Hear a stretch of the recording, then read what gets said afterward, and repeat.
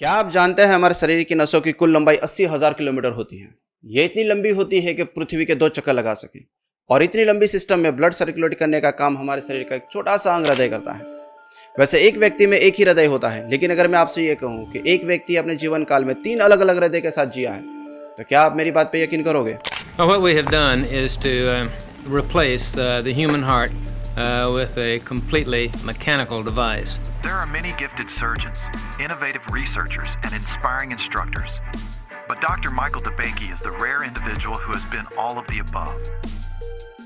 ये घटना 1969 की है, जब हास्केल कार्प नाम का व्यक्ति अपने हृदय से जुड़ी समस्या को लेकर सेंट ल्यूक के एपिस्कोपल हॉस्पिटल में आता है। हास्केल कार्प पिछले 10 सालों में 4 हार्ट अटैक का सामना कर चुका है और इसी वजह से उसका हृदय काफ़ी हद तक डैमेज हो चुका है।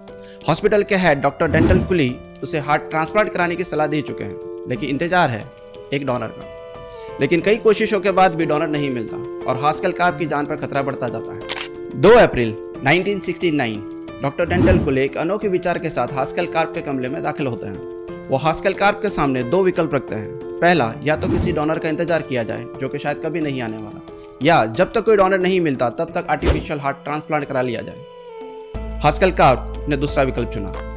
4 अप्रैल 1969 गुड फ्राइडे का वह ऐतिहासिक दिन जब हास्केल कार्प के शरीर में दुनिया का पहला आर्टिफिशियल हार्ट ट्रांसप्लांट कर दिया जाता है। दोस्तों, मैं यहाँ बात कर रहा हूँ आर्टिफिशियल हार्ट की, जबकि human to human heart transplant 3 दिसंबर 1967 को डॉक्टर क्रिश्चियन बर्नार्ड ने साउथ अफ्रीका में किया था। आर्टिफिशियल हार्ट का उद्देश्य जब तक डोनर नहीं मिलता तब तक पेशेंट को जिंदा रखना था, मतलब ये एक ब्रिज की तरह काम करता था। इसीलिए हास्केल कार्प के लिए डोनर की तलाश जारी रहती है। फॉर्चुनेटली ऑपरेशन के 3 दिन बाद ही एक डोनर मिल जाता है। ये डोनर एक 40 वर्षीय विधवा महिला बारबरा इवान थी। इसका ब्रेन डेड हो चुका है और इसके बच्चे हार्ट ट्रांसप्लांट करने की परमिशन दे चुके हैं। 7 अप्रैल 1969 में एक और ऑपरेशन में हास्केल कार्प के आर्टिफिशियल हार्ट को बारबरा इवान के हार्ट से बदल दिया जाता है और इसी तरह हास्केल कार्प दुनिया का पहला अनोखा व्यक्ति बन जाता है जो अपने जीवन काल में 3 अलग अलग हृदय के साथ जिया हो। लेकिन कहते हैं ना दोस्तों, होने को कौन टाल सकता है।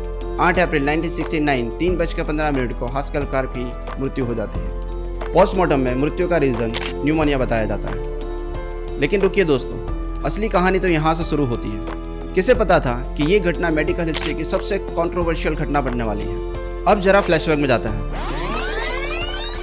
अब इंट्रोड्यूस होते हैं इस कहानी के असली hero doctor Michael DeBakey. Doctor Michael DeBakey Houston के बैलर कॉलेज ऑफ मेडिसिन के चांसलर थे और डॉक्टर डेंटल कुली के मेंटर भी। 1960 में डॉक्टर डेंटल कुली डॉक्टर माइकल डिबेकी की प्रैक्टिस छोड़कर उससे कुछ ही दूर सेंट ल्यूक के एपिस्कोपल हॉस्पिटल में चले जाते हैं, जहां पर बाद में वो टेक्सास कॉलेज ऑफ मेडिसिन की स्थापना करता है। डॉक्टर कुली के जाने के बाद ईयर 1963 में डॉक्टर डिबेकी फेडरल गवर्नमेंट के सामने आर्टिफिशियल हार्ट प्रोजेक्ट रखते हुए कहते हैं कि इसके प्राइमरी एक्सपेरिमेंट्स काफ़ी आशास्पद रहे हैं और इस प्रोजेक्ट को पूरा करने के लिए उन्हें एक स्पेशल फंड की ज़रूरत है। बाद में इस प्रोजेक्ट का पूरा खर्च नेशनल इंस्टीट्यूट ऑफ हेल्थ उठा लेती है। मतलब हम कह सकते हैं कि ओरिजिनली ये पूरा प्रोजेक्ट माइकल डिबेकी का ही था। दोस्तों, अब आता है इस कहानी में ट्विस्ट, जिसकी वजह से ये पूरी घटना मेडिकल हिस्ट्री की सबसे कंट्रोवर्शियल घटना बन जाती है। ईयर 1969 में डॉक्टर कुली डॉक्टर डिबेकी के लैब असिस्टेंट डॉक्टर डोमिंगो लियोटा की मदद से आर्टिफिशियल हार्ट प्राप्त करने में कामयाब हो जाता है और 4 अप्रैल 1969 को हास्केल कार्प के शरीर में ट्रांसप्लांट कर देता है। यहाँ पे बहुत ही सरप्राइजिंगली बात ये थी दोस्तों, ईयर 1969 से पहले आर्टिफिशियल हार्ट का प्रयोग केवल बछड़ों पर हुआ था और जिन 12 बछड़ों पर यह प्रयोग हुआ था उनमें से एक भी नहीं बचा था। मतलब हम कह सकते हैं कि इस प्रयोग का सक्सेस रेशियो 0 था।